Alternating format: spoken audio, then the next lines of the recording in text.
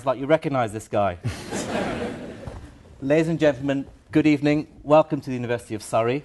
If you are colleagues or students here, hello again. Welcome to everyone here in the School of Management Lecture Theatre, but also to everyone watching the live streaming of this event in the Austin Peirce Lecture Theatre. Before I start, let me just say the format of the evening is that after the interview, round about 8:30, we will have collected all questions. Those of you who wanted to ask questions, and I hope you found the cards on your seats, and they'll come to me, and then we'll have the opportunity for Sir David to answer some questions from the audience at the end. Welcome to the latest of the Jim Meets series. Having met Lord Robert Winston and the Archbishop of Canterbury, I'm moving up the pecking order to Sir David Attenborough. Next in line, I'll be interviewing God. Very big welcome to you, Sir David Attenborough. And I'll drop the sir if that's okay. We'll call you David for now. I'm sure people won't feel that you're being insulted. Welcome to the University of Surrey. We were trying to work out when you were last here, but you received an honorary degree from the university. I think a couple of years ago, yeah. It would have been longer than that if our Vice-Chancellor doesn't remember, and he's been here more than a couple of years, so I think it was his predecessor. But well. Time goes by. Well, ladies and gentlemen, a few years ago, I had the honour of receiving a prize from the Royal Society, the Faraday Prize for Science Communication, which is a prize and medal that David Attenborough received a few years before me. And I remember standing up to give my prize lecture, and my wife Julia, my kids were in the audience, my parents were in the audience, I had colleagues from the university, I had friends and family, all sort of lined up. Didn't bother me at all. Then I clocked to David Attenborough sitting on the other side. Oh my God, David Attenborough is listening to me giving a lecture. So it's a huge honour. It's a huge honour, I think. I'm sure it's a huge honour for everyone here to be in your presence, but you must get used to this sort of... You know, come on, you're very come on. David, you graduated with natural sciences degree, sounds like this is your life. Natural sciences degree from Cambridge in 1947, and you joined the BBC in 1950. So what I want to begin with is try to explore back the early years. I mean, this is the early years of television itself, rather than just, with the break during the war, not much was going on in television. So you joined it at a time when people didn't seem to really know what direction to take. And I guess you joined it at a time when you then became instrumental in helping develop ideas. In 1952, television was tiny. Only a small proportion of the country could see it anyway. It was London and Birmingham, I think. All television, I mean, you're correct, this country produced the first public service, in the sense that it was a service of television, in the world. And the Americans came later, which they don't like to be reminded of, but they did. And when they restarted in 1947, I think it was, they had stopped, because of the war, they had stopped with a cartoon, I think, a Mickey Mouse cartoon or something. When they started, 8 years later or whatever it was, they used the same cartoon. They said, well, you know, you missed the end, so now we'll show you now. But the cameras which we use were the first bits and pieces. I mean, they weren't theoretically the same design. They were the actual cameras which had produced the first television pictures in the world. And they're now in the Science Museum. And they were mounted on wheels, on like a pram, on bicycle wheels. And there were 405 black and white lines, and the cameraman didn't see through the lens. He had a separate optical thing on the other side, and he saw it on a ground glass screen, like an old-fashioned camera, upside down and in colour. And there was a difference, actually, between what he saw and what the camera was producing, which led to lots of arguments from the viewer director. So, come on, get closer. I am closer. No, you're not. You know, that sort of stuff. And it was all live. And so things were going wrong all the time. And we had cards which came up and said, you know, we were having a bit of a problem. We hope to go back to the studio sometime. Meanwhile, here is some kitten playing with a bag of wool. Which they did. It was good stuff, though. I mean, you learnt, it was quite stressful. And because you started off after you graduated, you went into publishing, I believe, to begin Yeah, with. I took a degree just at the end of the war, and then I had to go into the Navy, and I spent in the Navy for a couple of years, and I came out, and I didn't fancy going back onto a grant, actually. I also had some doubts as to whether I had the dedication needed for the kind of biological science I had in mind. I mean, I now look at colleagues then who I was at university with, who spent all their years working on, I don't know, a wasp. Yeah. And have done something. Have done something about pulling that curtain, aside and looking at the reality of nature and seeing new things. But I don't think I would have the dedication that they have. I admire them and envy them, actually, but I don't think I could have done it.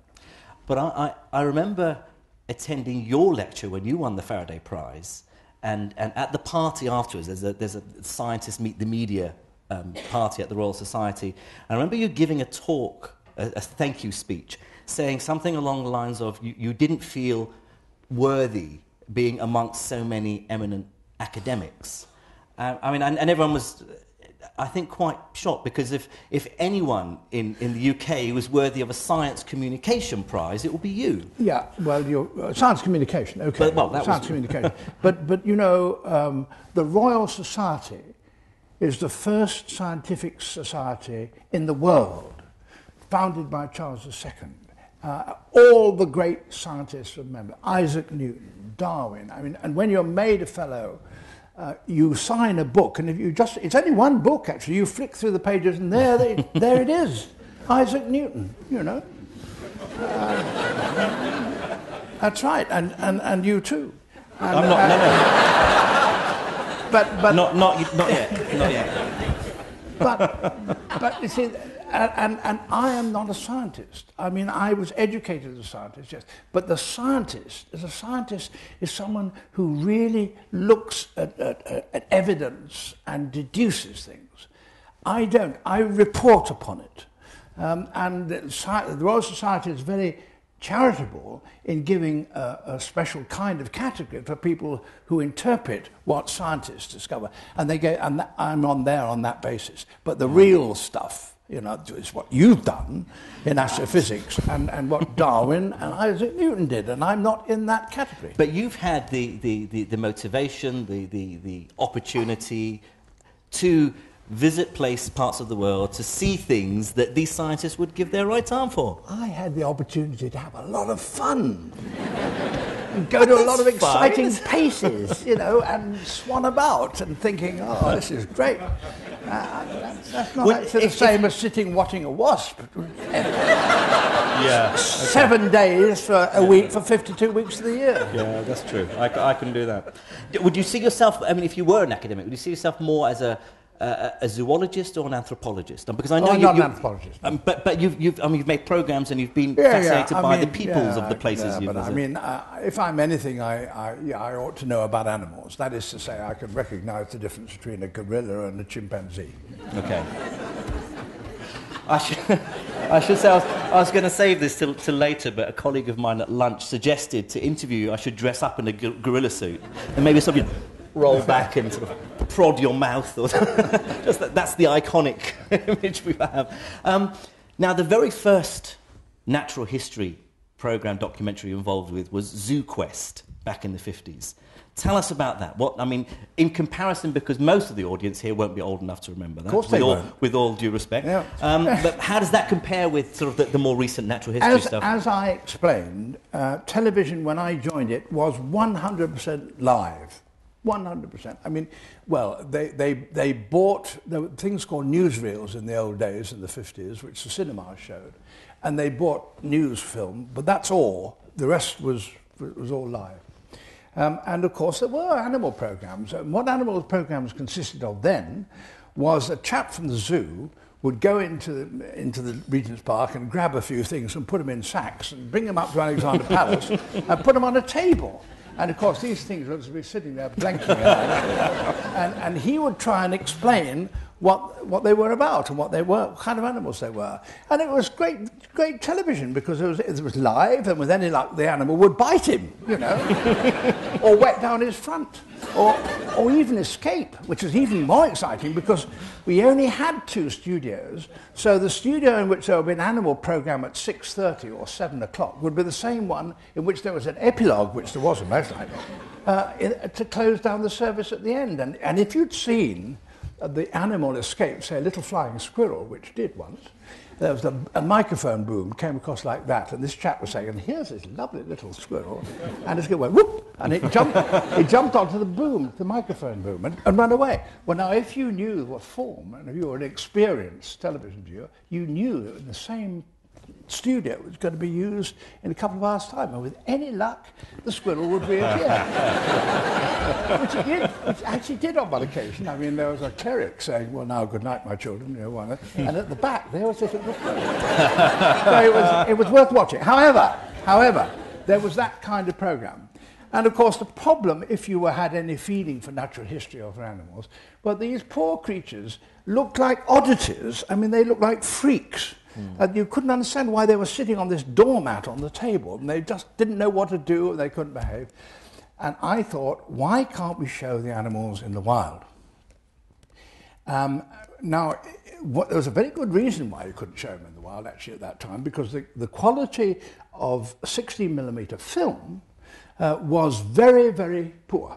It was very insensitive, and actually you couldn't take film in a rainforest. It was too dark with the 16mm film, and you certainly couldn't use long focus lenses.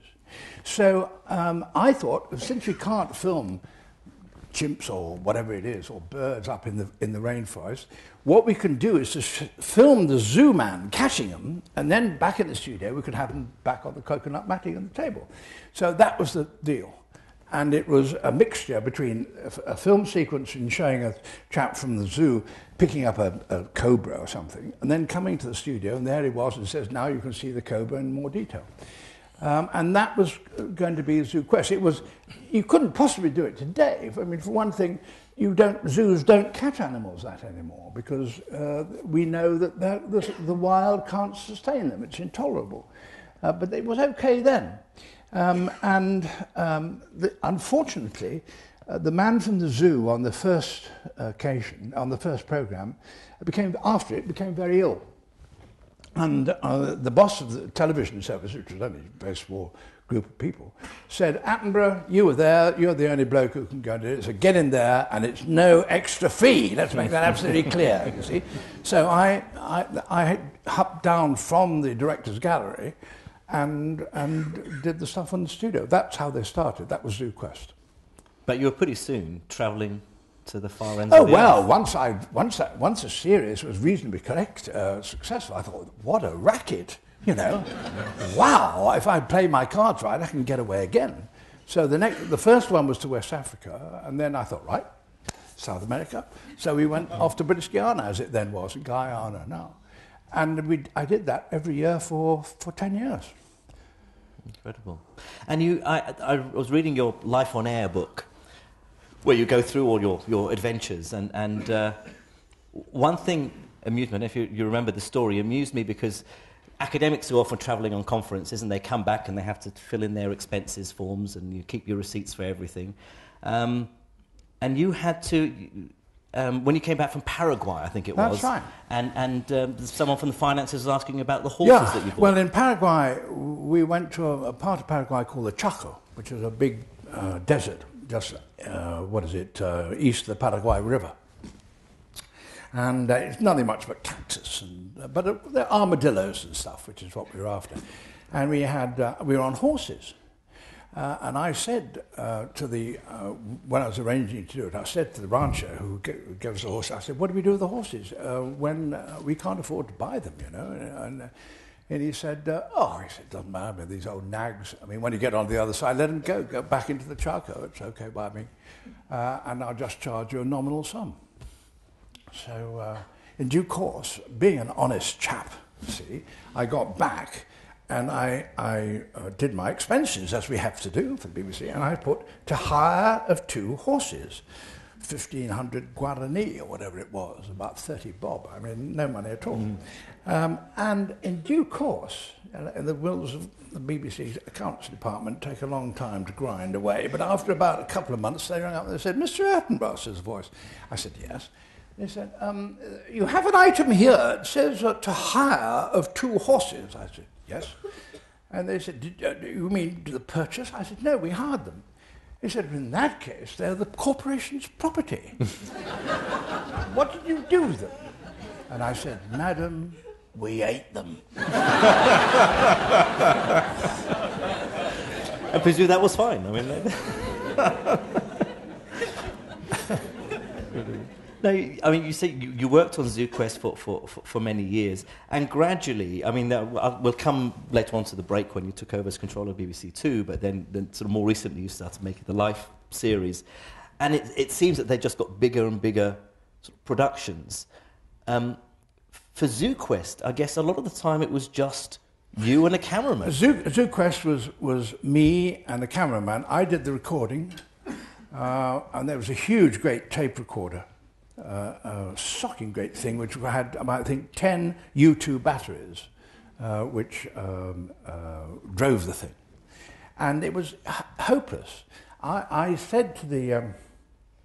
after I came back, and having lugged this thing around all the time, I said, I want to go and see the best British sound recording manufacturer and tell him what the problem was. So I went, I suppose I can say who it was. It was a firm called Ferrograph. And I went to see the managing director of Ferrograph. And I said, "Look, what we need, there is no recorder which you can work on a small battery and you can keep in a small thing and we can carry away and it's properly portable. Can't you make one?" And this was in the 50s. And the managing director of Ferrograph said, "Laddie," he said, "Laddie, when you have a world beater, you don't mess about with it." And it went bust within the 18 months. However, the camera was clockwork. You wound it up and it ran for 40 seconds. And you put 100 foot of film in the side, and that recorded 2 minutes 40. And after 2 minutes 40 film, you took it out and put another one in. And there was no way of connecting sound and picture, so you couldn't get into it. That's interesting. I mean, so you're filming all this wildlife, but you had to put the sound on afterwards. And that led to a scientific debacle, which I might mention. One of the things I wanted to do, very much wanted to do, was to be the first person to film a bird of paradise displaying in the wild. And we went to New Guinea, and we were, I can tell you, really hopeless, actually. I mean, it took for... I can't think of how inefficient we were, but I mean, we did eventually find these damn things. And they were displaying at dawn. The camera we had made a noise like a concrete mixer, you know. And so you couldn't record while this camera was making this noise. And the birds started displaying, and the cameraman, Charles, his name was, didn't even start. He said, "There's not enough light." And I said, "We've got to try and get it. Come on, Charles." He said, "Not enough light, not enough light. The bird will go, but not enough." Then he started recording. And then, filming away, I was waiting to him to stop so I could record. I kept saying, "Stop it, Charles, I've got to have some recording." He did eventually stop, and I turned on my recorder, and this male bird of paradise, which had been dancing so wonderfully, went wah wah, and then it went wah wah wah, and then it flew off. So when you came to make the film, of course it lasts much longer than that. So what you did was to tie, I mean, it was regular practice. You joined the film head to tail, so it went round and round and round. And you just faded up the fader on the map whenever you wanted a noise for the bird. And it was pretty good. I mean, it was the first. Actually, it was rotten, but I mean, I thought it was pretty good because it was the first time it had ever been done. And in due course, I got a letter from my old zoology professor, and he said, "My dear Attenborough," he said, "many congratulations on your most remarkable coverage of display of the bird of paradise. Thrilling, thrilling. I don't know whether you noticed, he said, but your bird always sang just in 2 calls and then 3 calls, and always alternately. Never 2-3 together, never 2-2 together. I think you should write a scientific paper about it.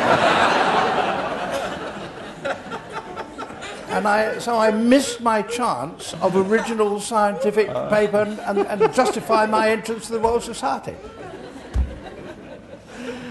But you didn't write up, no. Of course, I mean, over the years, the productions of natural history program making have become grander, and some fabulous, huge production teams.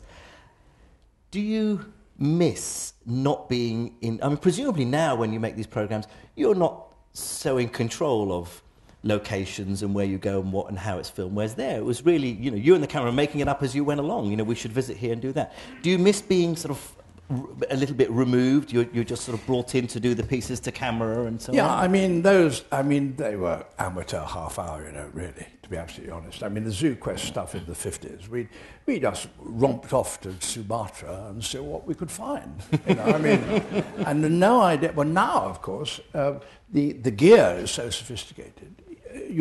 We still need only necessarily 2 or 3 people. That's about all you need, though. Later developments, which you might speak of later, require more. But at the moment, 3 people, 2 people, you can do it. That's just fine.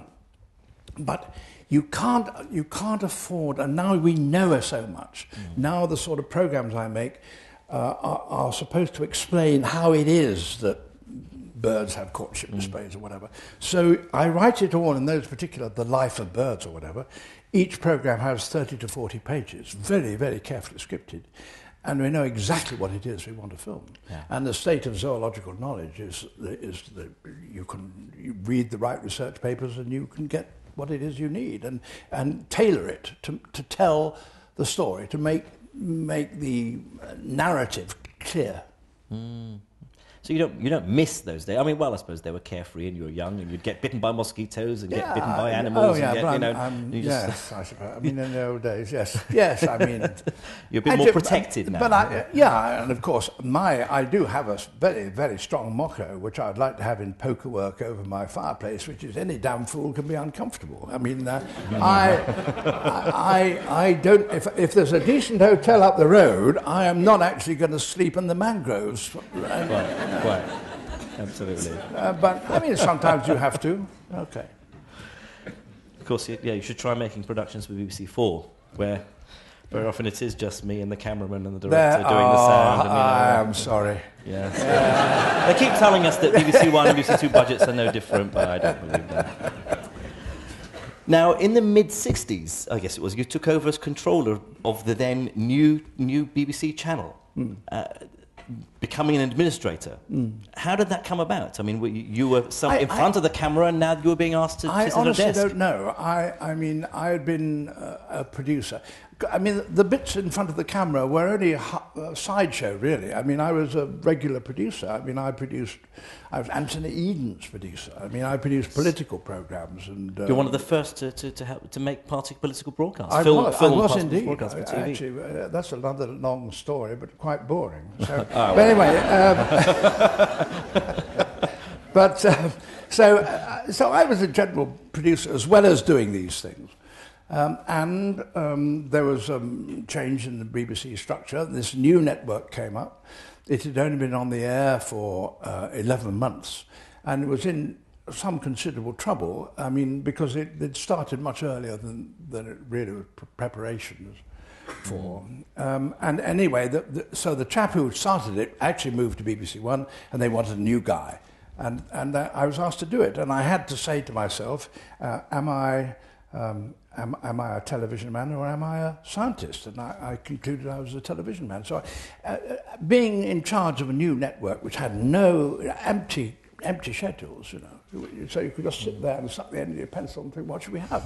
And it was terrific fun. I mean, I did it for 4 years, and then I did 4 years in charge of both networks. And there's this amusing story we were talking earlier about how you arrived at your desk. And you were told you couldn't keep it. Yeah. Well, the BBC in those days was part of the civil service, really. I mean, it had the same kind of things. It had the kind of, and if you came in the Navy, if you'd served time in the Navy as I had, you knew it was the same sort of thing there. That is to say, certain ranks had certain entitlements. And I was appointed to my new place, and I went in. It's a terrifically swanky office, I don't mind telling you. I mean, socking great desk. I thought, oof, this is it, see? And then someone came in and said, we bought the catalogue for a new desk. I said, I don't need a new desk. I've got this wonderful mahogany desk there, and it's lovely. And they went away. And then they came back the next week. They said, have you chosen your new desk? I said, I don't need a new desk. And this went on for about 3 weeks before someone explained to me that actually I'd got to have a new desk because as a controller I was entitled to a new desk, and there was somebody down the line who was only an assistant controller who was waiting for my desk. So I'd better get rid of it, which is what I did. So you had to? Yeah, I had to. Now, during your time as controller BBC Two, you oversaw the introduction of colour television. Yes. That which must have been very, very exciting. That was thrilling. I mean, and it's the same thing that's going on right now with 3D. With 3D, really. Yeah. A new technology, new problems, new ways of scheduling, new ways of production, new studios. It was very exciting, and thinking of ideas for. Of course, the temptation is you think, what can I think that's really colourful? Well, that gets very boring, actually, after a bit. I mean, what you had to regard that colour was just one step nearer to reality, to the accuracy, the high fidelity with which you could translate what was in the picture on the front of the camera to the viewer's screen.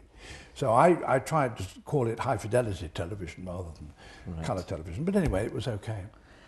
And looking back at some of the productions that you commissioned for BBC Two, I mean, there are famous ones, Kenneth Clarke's Civilizations and Bronowski's Ascent of Man. Is there something you're most proud of that you felt? Yeah, I was Pot Black Snooker or something. I mean that's what I think of when I think of colour TV. Pot Black Snooker was also one of them. But no, I was most proud of, I suppose, of Kenneth Clarke's Civilization. It was the notion that in 13 1-hours you could take a major subject of man's experience and understanding, and say to the audience, look, we're going to take you seriously. In 13 hours, if you watch it, at the end of it, you'll have some survey, some idea of a major adventure of the human mind. And so I thought that in order to show the quality of colour, that it was accuracy, not garish, as a lot of Americans thought it was going to be, we would show all the loveliest things that ever were, architecture, buildings, sculpture, painting, anything, and do it in a historical order. And of course, Kenneth Clarke, who was the foremost art historian of his time, was the obvious man to do it, and he did it brilliantly. And it sold... Not only it sold colour television and was a sensation in the United States, but it did more than that. It established the genre of taking 13 1-hours and dealing with subject. And the one we did immediately after that was science with The Ascent of Man with Bronowski.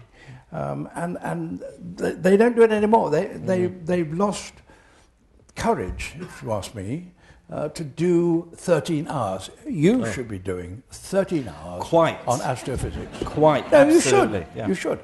I should say the chemistry series that I did was very much homage to Ascent of Man. There's a lot of scenes where Bronowski talks about the periodic table, and you see the distorted reflection of his face in a bubble of mercury. Yeah.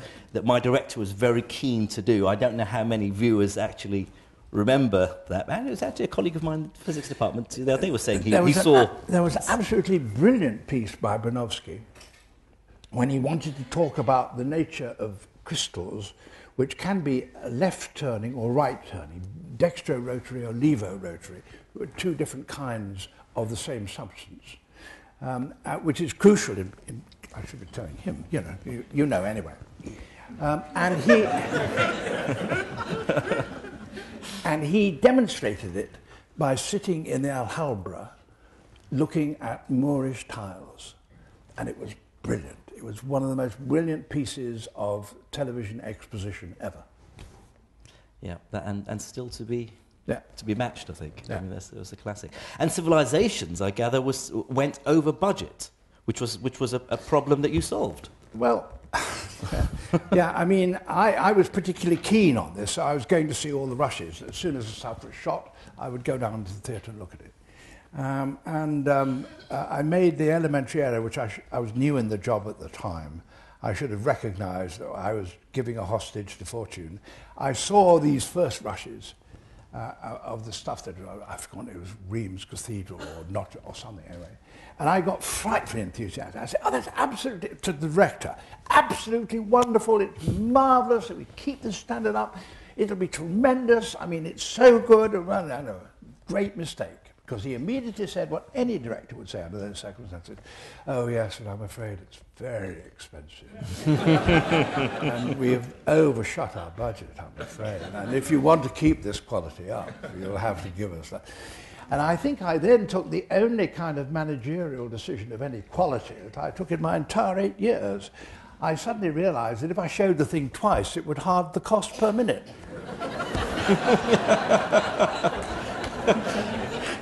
Do we have you to blame for endless repeats now? It was a complex decision, but it worked. Now, of course, once you stepped down from control of BBC Two and you went back to natural history making, and I was just looking on Wikipedia just to see the list of the Life series or the programmes you made, starting with Life on Earth, was it, in 79, through the 80s and 90s and all the way up to the present day. My favourite, I guess, is the one only a few years ago, Planet Earth, because that was the one where the last 5 or 10 minutes of each documentary would show the making of. So, you know, how did they shoot the scene of the snow leopard or the killer whale and so on? Do you have a favourite among all of these? I mean, maybe something to do with the stage in your career, or whether it was a particular place you visited? I think the most impressive making of with which I had nothing whatsoever to do, but the most impressive one is that one in which the guy took one of the most remarkable shots ever of the snow leopard catching that antler, goat. And it took him 3 years, you know. And it lasts 40 seconds or something.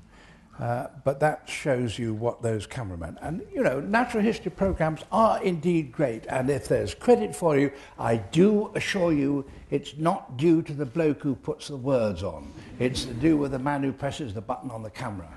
And really true. And some of these cameramen, as you say, they're so dedicated. Fantastic. A guy that I had worked with, he was on one of the... But he was one of the guys who spent months in this cave with the bats, with the huge sort of dung mountain and a horrible stench from... That's dedication. I mean. Yeah.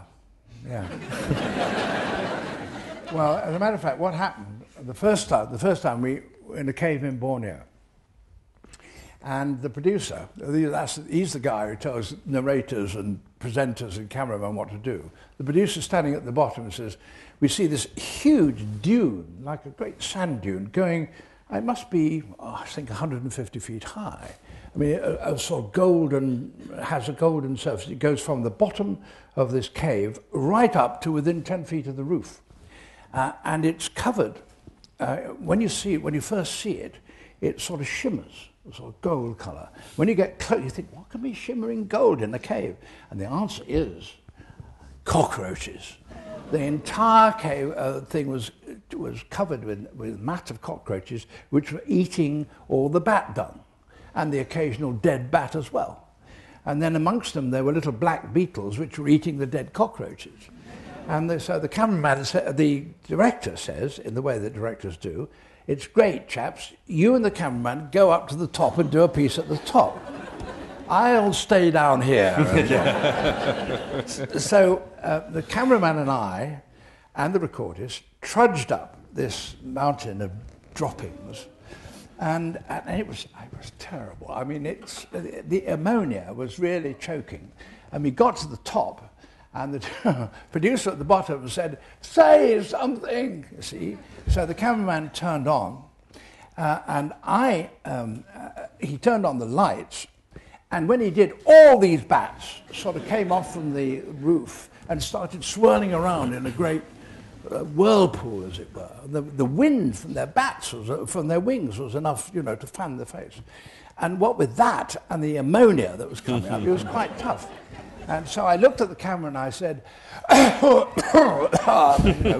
don't want to let people think I'm having a good time. So I said,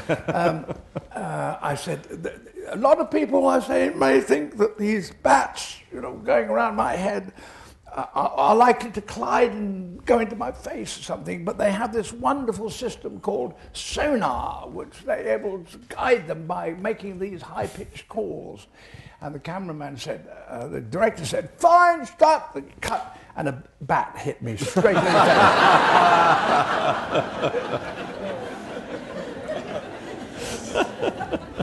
We never got to see that bit. No, I know, he turned off the camera. Now, of course, most recently, you've well, I think it's Sunday week or something like that. You have a new series starting. Pre-Cambrian fossils. Yes. This is First Life. So it's the origin of life on Earth. But you're working on it. I mean, there's another the frozen planets. Frozen planet. I'm doing done, or you're making that. I'm doing a thing on. I've just been this year. Yes, this year. I've been in both North Pole and South Pole, I'm happy to say. And we've got a series called Frozen Planet, which is due next year, which is about the polar regions. Right. And you mentioned, intriguingly, that you're working on 3D. Yeah. A few months ago, what they laughingly caught that strange group of people who are known as showbiz were tremendously excited because there was a film which had made more money than every other film in film history. That was Avatar, and it was in 3D. So everybody says, right, we're going to start 3D. Yes, we're going to start 3D channel. We're going to have 3D IMAX cameras. It's going to be wonderful. And then they said, oh, but we haven't got any programs. So they were dashing around to people like me and said, could you do something in 3D? And I was delighted because having been involved in the very first television in the 405 black and white, and so I think it'd be nice and gone through high def and colour and 625 and all the rest of it. It would be nice to end with 3D. So I said, yeah, we could do 3D. But I was sufficiently wise to realise that actually 3D in actuality is pretty tricky. But 3D, like Avatar, is primarily computer-generated images. Sure. See? So I thought, right, well, we've got to have a certain amount of CGI in this, so therefore, excuse for that could be fossils. And what can I think of a fossil that would be good in 3D? Pterodactyls, I thought, terrific. See, so I said, we'd do a program on pterosaurs, as they're called. And they said, yes. So that's what I'm doing. But 3D, it takes me back to the early days because the cameras are huge brutes. I mean, they are, in effect, two cameras mounted together, one of them above the other, and looks down onto a 45-degree mirror, so that they actually simulate what you would see from two eyes. Right. But it takes the lining up has to be absolutely accurate to within, very, very, very small tolerance.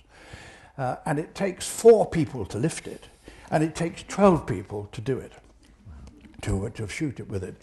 And so it is hard work, but you do get some pretty sensational things out of it, I must say. And presumably the technology will advance in the same way that other technology development will get cheaper and easier. It's got a long way to go. Yeah.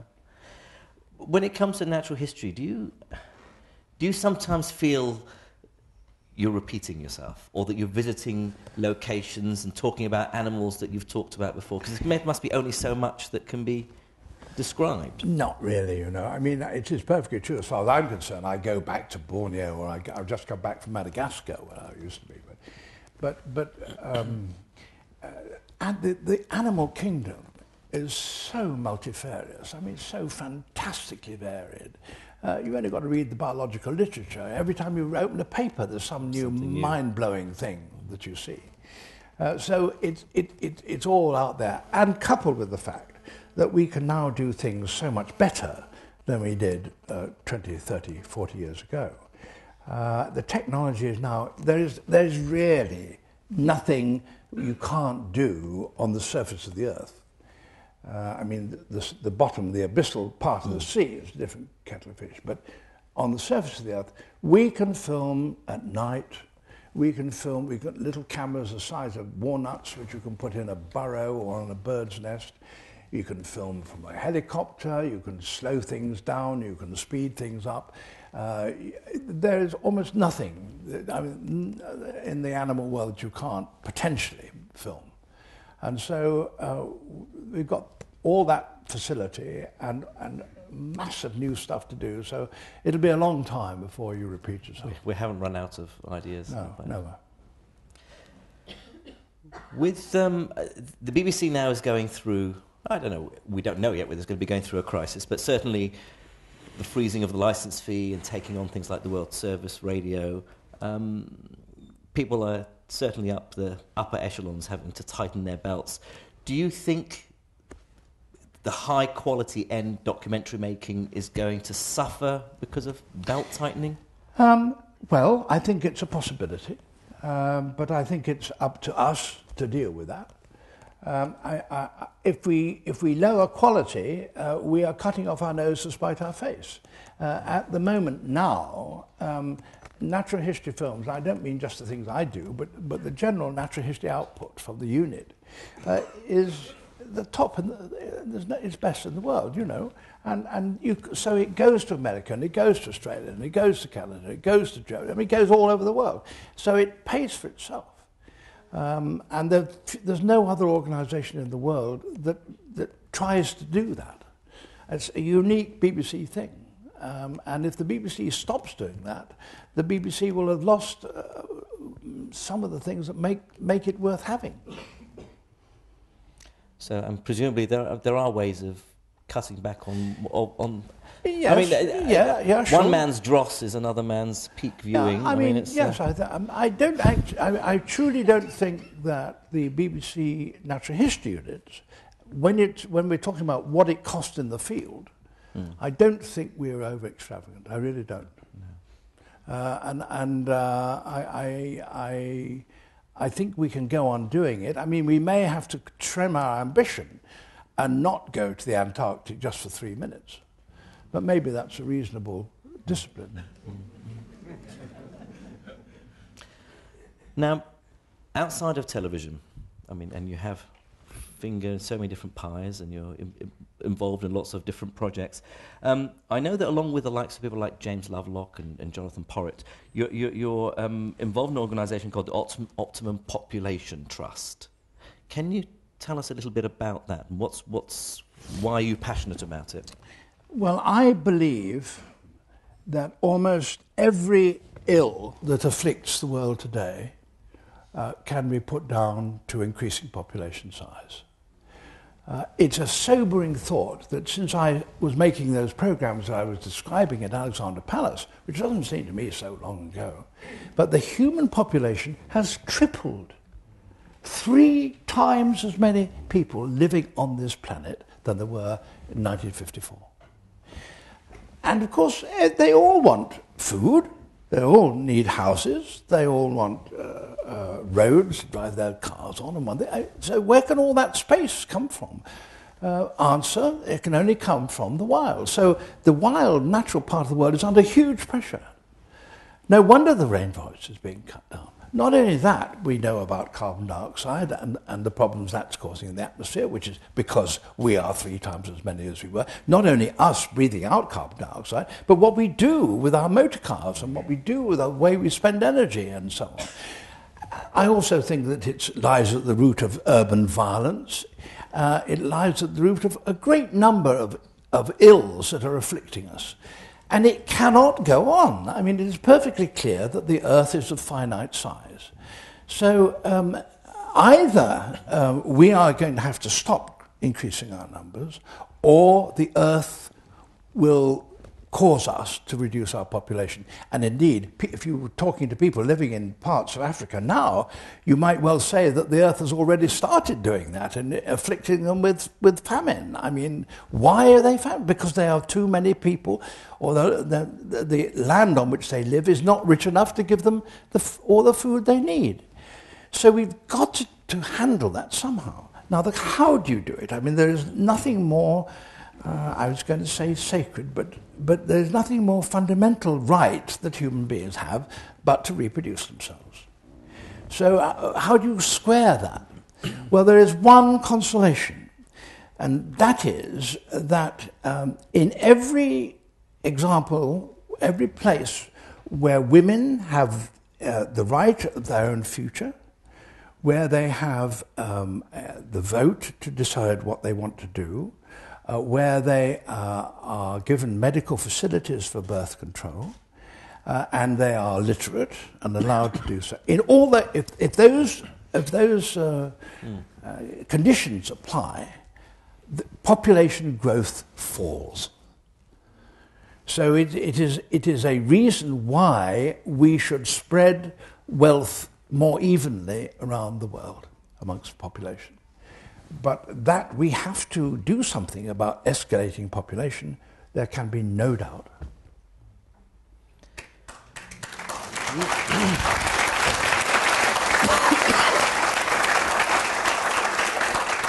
And we hear in the news today that so many new animal species are now in danger of extinction, and 41% of amphibians, and I guess this is entirely linked to using up, because of agriculture and biofuels and so on, using up their habitats. And presumably that's, I guess, one of the reasons that got you passionate about it in the first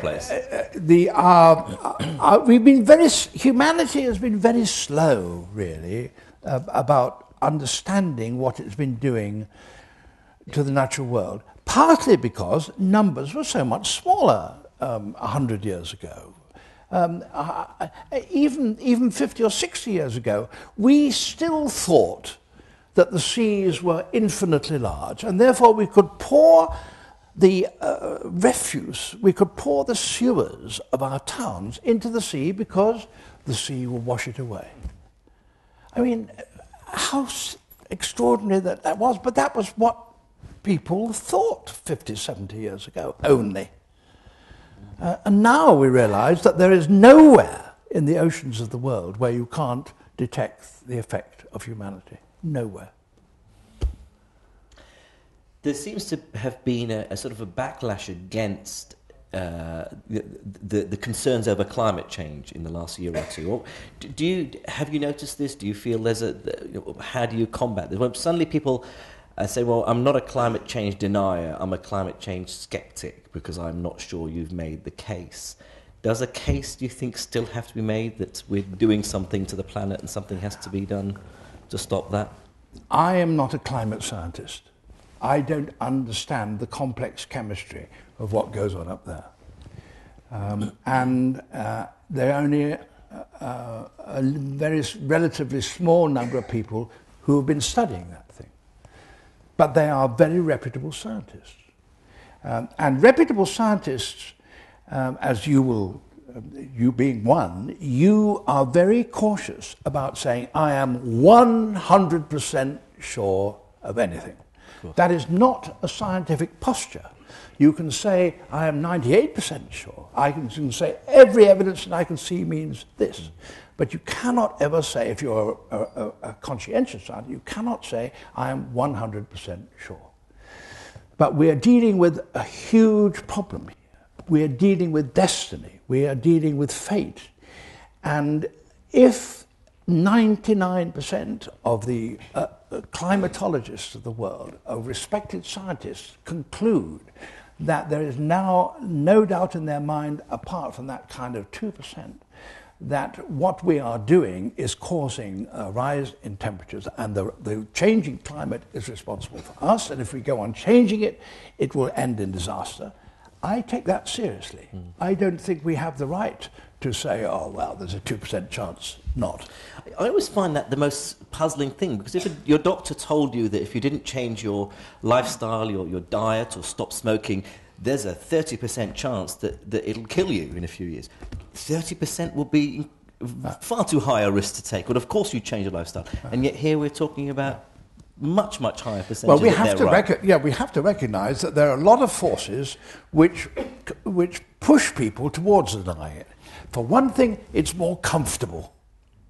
Yeah. For one thing, well, no, we don't have to take it seriously. Therefore, we won't do anything because it's just one of these. So there's a lot of temptation to do that, and let's make no mistake about it. It is actually going to cost you, me, and everybody else something from our money. I mean, because we are taking effort, we're going to have to produce energy in a better way, but probably a more expensive way. So that taking action about climate change is not a comfortable thing to do, but it happens to be essential. Absolutely. Now, you and I, the one television series we worked on together was this year's Channel 4 Genius of Britain. Can I ask first, is that the one and only time you've done something for corporate for channel other than the BBC? Pretty well, yeah. Were the BBC upset that you'd somehow two-time them? No, I don't think so. I think that the world has got much bigger since the duopoly that it was back in the 50s and 60s, when, as it were, you were BBC or else you were that terrible thing, independent television. Yeah. You know, I think we've grown out of that, and I think it's perfectly proper if you're going to do a program which you think is a serious program and has a serious intent, for you to do so. Having said that, I will confess that I am perhaps irrationally prejudiced in one way, and that is I will not take part in advertising directly. Actors can do it because actors are paid to say all kinds of things, and you know perfectly well it's an actor. There's your money. Say that. That's fine. But if people like you and me, who go on television and actually hope that people will believe what we say, if having said 2 and 2 is 4, or there is climate change, and then in the next gap you turn up saying this is the best margarine, and people know you say that because you've been given money to say that, then I think you've destroyed your credibility. So I don't do commercials. Which is what the reason why you haven't done. That's right. I don't other programs outside of the BBC. Yeah. Well, I think doing programs are separate from the commercials. I remember when I was asked to do the Genius of Britain, and then the production kept bringing in bigger and bigger names, and I realised once they had you, Robert Winston, Richard Dawkins, Stephen Hawking, I thought at some point, Jim Al-Khalili, I was going to fall off the end of the list. Let's get this clear. I went in there because you were there first, more than me. Yeah, right. That's true. There was a lovely bit, I think, towards the end, the summing up episode, where you were very passionate in your advocacy of science and that science would solve the world's problems, which is, I wholeheartedly agree. Don't know I could said it would. I would that say it could. It could, absolutely. Yeah, that was the way. Which brings me, I guess, to my last question. What do you think of? I mean, I don't want to get into a sort of a science versus religion debate argument. I don't think that's a very fruitful direction to go. But the rise of creationism. I mean, given your interest in life in all its forms and evolution theory, do you have a view as to how to tackle the problem? Certainly. I get quite a lot of letters. And there are some that are sort of aggressive and hope that I fry in hell. But many of them they start off very reasonably. I mean, they say, We think your programs are lovely. We absolutely adore them, and thank you very much. But we're just a little surprised that you don't give the credit to the Almighty, who created every one of those species that you talk about, as it makes clear in the book of Genesis. And I have a standard letter, because you'll get a lot of letters, I get a lot of letters, so you have to have many of them are the same, and I have a standard letter. And my standard letter says this. When people say I should give credit to an all-loving God who created every species specially, then you always mention hummingbirds or roses or beautiful butterflies and so on. But I also think of a little boy sitting on the bank of a river in West Africa who has got a worm in his eye. A worm that can't live anywhere else, but lives in the eye of human beings and bores through the eyeball and turns, so that little boy will certainly go blind within the next 5 years and be blind for the rest of his life. Now, if you're telling me that this God in whom you believe specially created this worm in order that it can do that, then I don't believe he can be an all-loving God for a start. I think that that worm has evolved from other worms which live in the river and which infect other animals and which have infected us. And that seems to me a more logical and sensible and understandable and comprehensible answer. So you can take your choice. I like that answer. I think I will probably run out of questions. I mean, I could think up other questions, but what would be nice is to turn over to the audience. So if we all have still some energy, and lovely Lani has brought me lots of questions. Oh, look at this. So what we've done, they've collected questions from the audience. I should confess that they have had a look through, and those questions. Neither have I. Those questions that maybe I've asked you already, they've skimmed through, and they've maybe put some of the more interesting ones on top. But see, further down, the people who've made drawings and everything. Yeah. There's wonderful pictures of parrots and snakes and things. But so I'll start them from the top. So this is a question from Abby, Gemma, and Rachel. Are Abby, Gemma, and Rachel in here or in Austin Pierce? They're Austin Pierce, right? Okay. Well, hello, Abby, Gemma, and Rachel. Thank you. So the question is, hello David, we're currently studying biology at university and would love to pursue a career within zoology and broadcasting. What advice would you give us? I guess you presumably would know about zoology and broadcasting. I mean, the first thing is that you've got to know about animals, so but you are doing that. The second thing is if you really want to, actually presenting programs is rubbish, believe me. I mean, the exciting thing about television is making the programs. And the appearance bit is a sideline as far as I'm concerned. It's making the programs, writing the programs, devising the programs that's fun. And if you want to do that, I suggest you get a little home video, which is quite cheap and actually produces extremely high quality pictures, and go out and try and make a program about a grey squirrel or an earthworm or a hedgehog or a badger or whatever, and see whether you have the kind of ability that will turn a series of pictures into a story, and see whether you really want to spend your time lying on your stomach in the middle of the night to try and find earthworms copulating.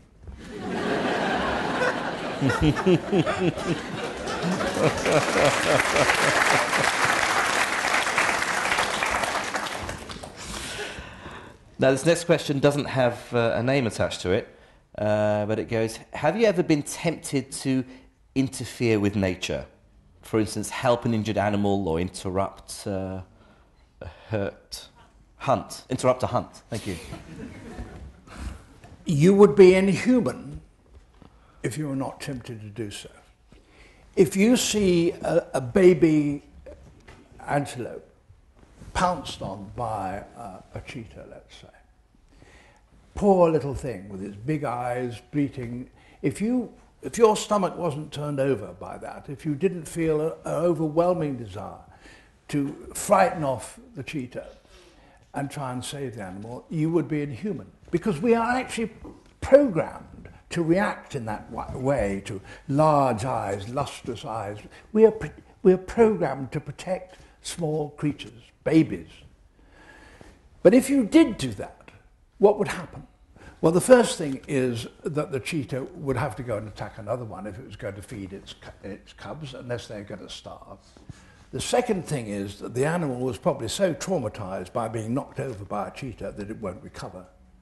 So that if you, instead of actually having the death of one, you're likely to have the death of actually 3 or 4 animals on your chance if you decide to get over that Land Rover and try and chase that animal away. So our job my job is to try and show nature as it actually is. And part of that is hunting. Part of that is death.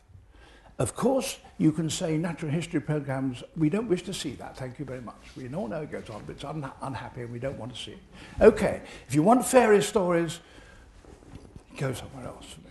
I mean, my concern is to show the natural world and to be truthful about it. Of course, you can dwell on it in an intolerable way. And sometimes people accuse me of doing that.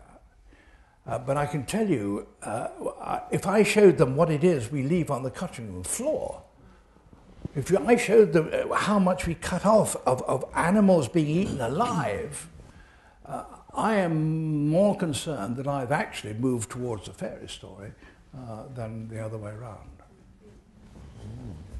Just convinced my wife of that. Julie always asked me to turn over during the hunt.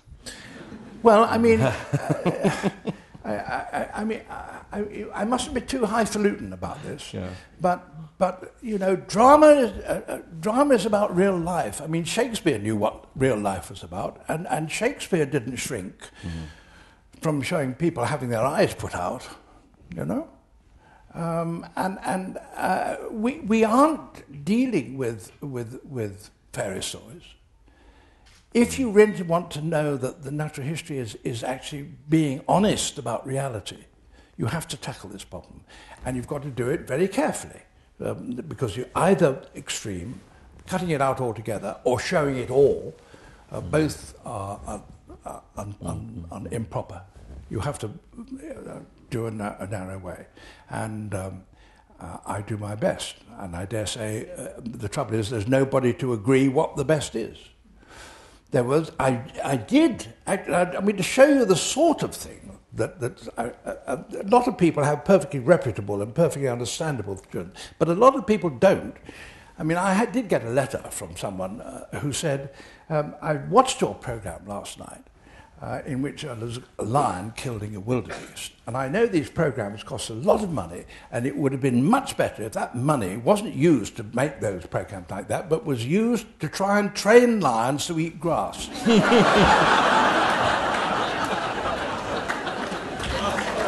How sweet.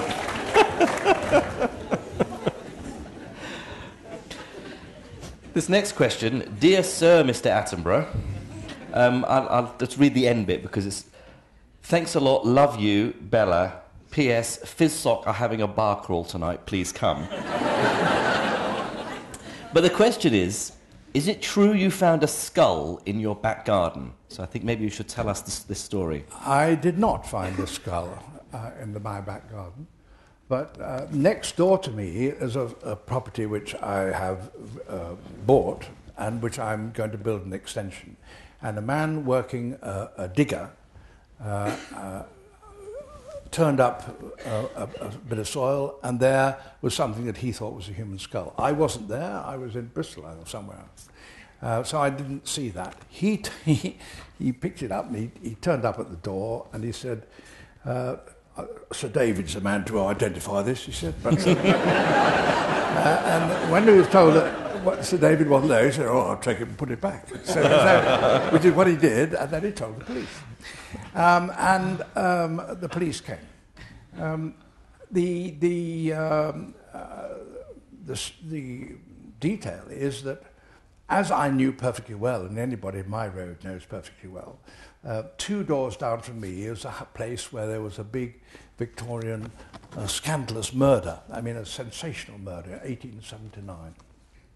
And a widow woman had employed a servant who was a criminal, and who eventually strangled the widow, took her body down to the basement and cut it up and boiled it down, and took the bones and put them in a suitcase and chucked them over at Hammersmith Bridge. And eventually she thought the tide was going out, but the tide was coming in. And so the suitcase was eventually found. She was eventually arrested, and as was happened in those days, she was hung. But the head of that body was never found. And the skull, which is found in this next door where I'm talking about, had no teeth and no mandible. So it looked very much as though it had been no vertebrae either. So it looked as though it had been boiled. So, and it was also a female skull. And so the conclusion seems very likely that that is the missing skull from that murder. The coroner has yet to pronounce. Goodness me. So, quite true then. Is there anywhere on the planet that you haven't been to yet that you'd still like to go to? The Gobi Desert, that's a quickie. Very good. There we go. Right, moving on. Do you believe there could be life on another planet? No idea. Good. I mean, people like you could tell the answer to that, but I think you would say that there's no sign within the solar system of any planet. Yeah. That's it. There's something beyond the solar system, who knows? But certainly no human being is ever going to get there. I think that's the point. Yeah, almost definitely there's life elsewhere. Almost definitely we'll never be able to know for sure. There's actually a program. And meanwhile, there's a hell of a lot on this planet. Yes, to keep us busy. There's a program coming on BBC4 on what's called the Drake equation, which is the famous equation that calculates the probability of life elsewhere, depending on the number of stars per galaxy, galaxies in the universe, and so on. Which I think is a load of nonsense, because I think the big uncertainty is, how did life get started in the first place? Well, that's one of the big questions. Watch next Sunday. There we go then. It's all there. Fantastic. I will. So, David, you have been one of the most inspirational people for me for as long as I can remember. Who or what has inspired you most? This is from Jess Mills in Austin Pierce. Hello, Jess.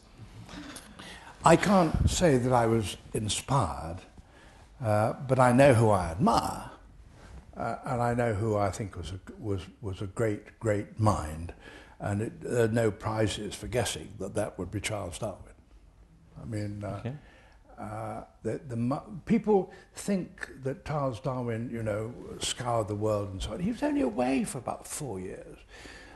The great work that he did was done in Kent, sitting in his garden, sitting at his desk and thinking. And he was a fantastic observer. Observation sounds simple, but a really gifted observer who sees details which normal people don't see, and recognizes what is significant details, and what details that nobody else has thought about or even noticed. And Darwin was doing that all the time. And what he wrote in The Origin of Species makes sense of all the disconnected and seemingly arbitrary empirical facts of natural history, which before then made no sense. And now, because of what Darwin enunciated, it all makes sense, and thrilling sense. And that's why zoology and the natural sciences are so exciting because the world out there makes sense. I mean, a simple example, I mean, why do we get backache? You think, God, well, that's got to do with anything at all. You get backache because, as Darwin explained, the primate quadrupeds that we are descended from evolved to be on 4 legs, and the spine was horizontal, and it evolved to take pressure downwards like that. And what happened when, for other reasons which Darwin also went to foreshadow, that ape started to go vertical, the forces on the spine were totally transformed. And the spine is a rotten structure to hold that downward thing, which is no wonder why we get backache. Now, okay, that's a footling example, though it's not footling if you get backache, but nonetheless, it is that kind of understanding of the natural world and the processes of which we are the result, which gives an understanding and a pleasure in the natural world. Listening to you explain things, you sound like that Attenborough chap on TV. Exactly. Question from M. Mortimer in here. We've probably all seen the film of your romp with the primates and the undergrowth, the gorillas. But have you ever felt that you had overstepped the mark and felt that your life was at risk? No, on both questions, because I didn't make the first move, at least not of the final ones. I mean, it is true, I was crawling through the undergrowth to a place where I could see that the trees were moving, the undergrowth leaves were moving. So I knew there were gorillas up there. And I sat back to look at it. And while I was doing that, this gorilla came out of the forest and came and put a hand on my head, this full-grown female. Opened her mouth, put a finger in my mouth. And I thought, what is going on? And while I was doing that, there was a weight on my feet, and there were 2 baby gorillas, her babies, undoing my shoelaces. And it was simply paradisial. I mean, it was there was no hint of aggression. Now, let's get it clear. That couldn't have happened if it hadn't been for this remarkable, flawed, but nonetheless astounding woman called Diane Fossey. Diane Fossey had accustomed those gorillas to human beings' presence. And, of course, if it hadn't been for her, the gorillas would have disappeared into the bush, and I'd never seen them. So it's to her that I owe that experience. But it was an experience which the gorillas took the initiative, not me.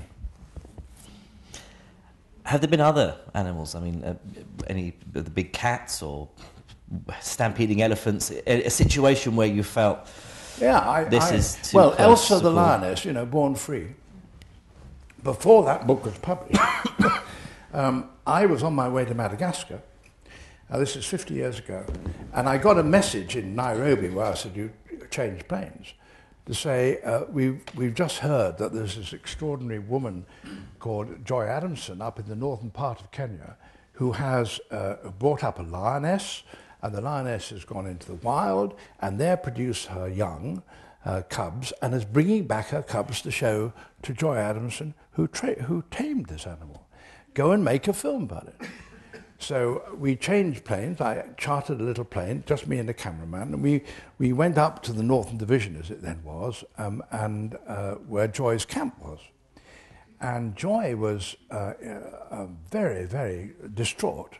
And she said, she was Austrian, in fact, Joy, and she spoke with an Austrian accent like that. And she said, "Oh my God, my lovely, lovely Elsa has disappeared. She's been fighting with another lioness. I think she's dead." And, I'm very sorry. I'm upset about it. I was, of course, madam. But I've been travelling all night, and if you don't mind, I'll just have a bit of kip before I sort of sort this out.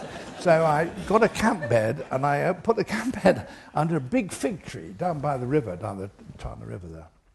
And I went to sleep. And I woke up with a huge weight on my chest and a terrible smell of halitosis. I mean, awful. And I opened my eyes, and there was these underside of a lioness's jaw snaggled with saliva. I can see it right now. And I thought, my God, I'm being sat on by a lioness. What do I do about this? I couldn't think of a decent answer. So I sort of lied there, and then I heard Joy saying, Elsa, Elsa, mein Liebchen. You see, this great lioness got up, heaved away over, and went up to the camp. And well, there's where now reality that I've been talking about before, reality comes in. Joy then said, Ginjambuzi, which I thought meant ginger pussy, and I thought it was a funny thing to call a lioness. But anyway, okay, ginger, but no, it doesn't. It's Swahili, which means kill a goat. And so while Joy was cuddling this lioness, there was a terrible noise of a goat having its throat cut coming from the back of the camp, and the quivering body was brought in for the lioness to toy with. That's when you realise that there's a difference between sentimentality and reality. It was the goat, not you. Is there any animal that you'd very much like to see but has so far eluded you? Yeah, giant squid. Nobody's seen a giant squid, not alive. No. Oh. I'd love to see one, yeah. And they do grow very big. Oh yeah, 60 feet long or something. Whoppers. But presumably they just live too deep. What? They're just too deep in the ocean, is it? We don't know. Bits of them are washed up, but the best place to look, I can tell you, is Kaikoura Coast in the South Island of New Zealand. That's where the best bits come. And quite a lot of people have spent an awful lot of money sitting on there and swanning around with deep sea cameras and things, but nobody's seen one yet. And if you could save only one animal from extinction, what would it be and why? Animals, species don't exist in isolation. It's an unreal question. The whole point about the natural world is it's a complex web. Animals don't exist solo. And a giant panda or a Javanese rhinoceros, if all it does is to live in a concrete pit, is no longer a real rhinoceros or a real giant panda. It's a tragedy. Animals, there's no point in saving a single animal. You can only save ecosystems.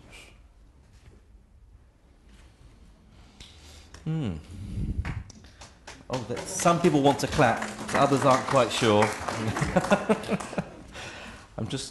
There's a question I was going to ask because I had asked that question. So,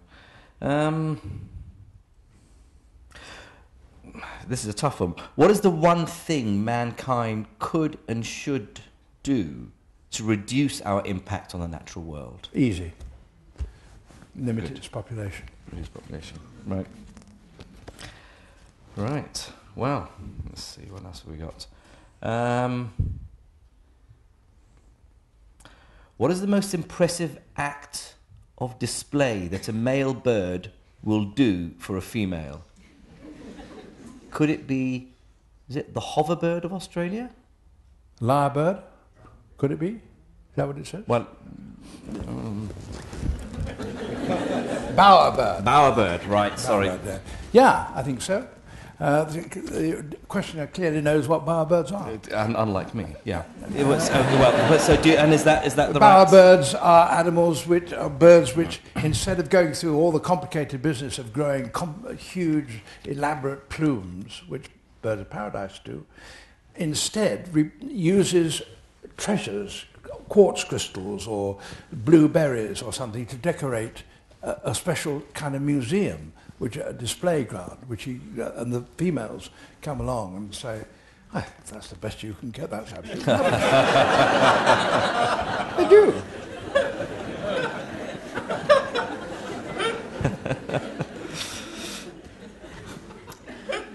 Question from Jodie. What I'd like to ask is, what part of your career to date do you believe has been your ultimate highlight? Ooh, that'd be tough. I don't know, really. I mean,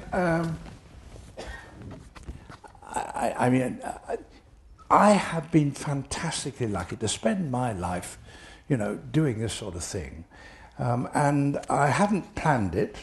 All I know is that I did a series which showed the whole history of life in 13 parts, life on Earth. But thereafter, I then looked at different groups, at birds, at mammals, and reptiles, and so on.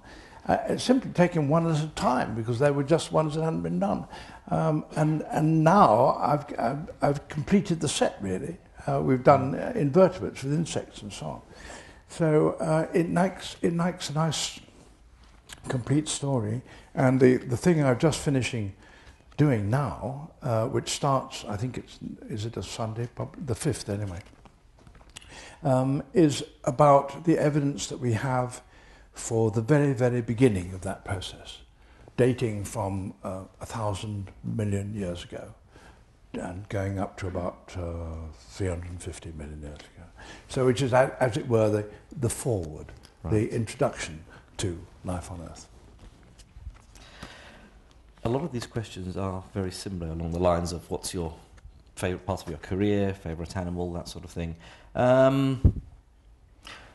An interesting one here from Tim in the screening room.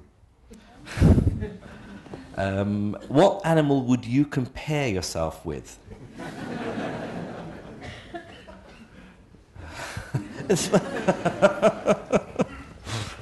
I can think of one or two I wouldn't mind when I think of their reproductive habits.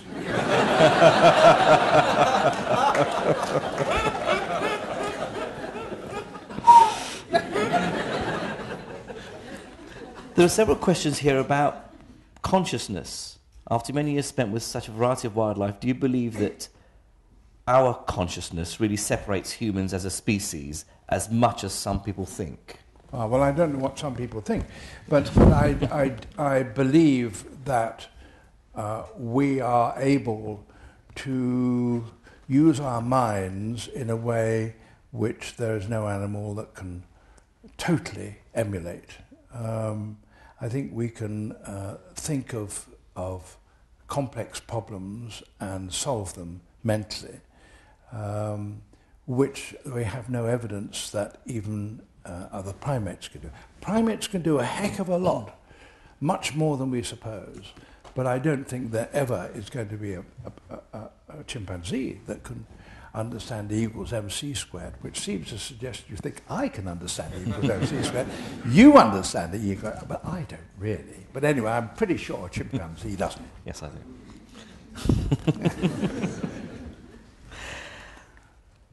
Here's an awkward one. Put you on the spot. What's your best animal impression? And if indeed you have one. Good.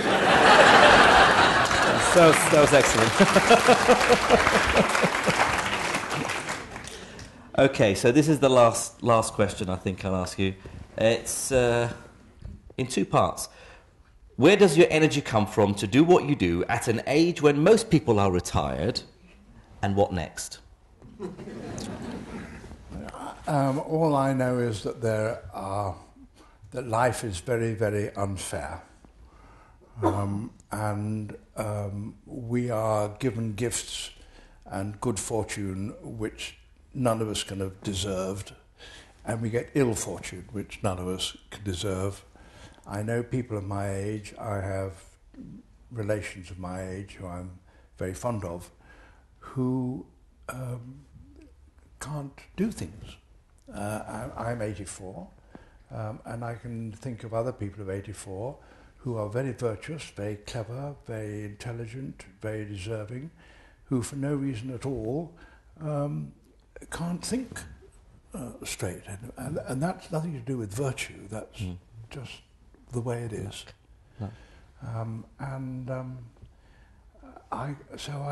All I can do is be grateful that I still can able to stand up and get around and see these things. And what the end part of the question was? What next? What next? What next is I've just come back from Madagascar, I will be doing a programme about, the BBC's had a crew there for a couple of years and do some wonderful material, Madagascar material.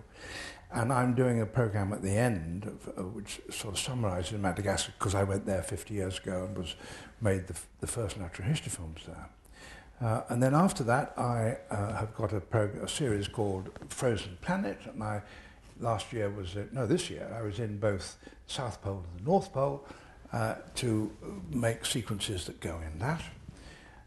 And then there is a possibility that I may make 3 programmes which look at the world both of natural history filmmaking and of natural history itself, as how it has changed in the 60 years, as it will then be, that I've been making natural history programmes. And after that I thought a bath chair would be the thing. We'll see about that. Ladies and gentlemen, the wonderful Sir David Attenborough.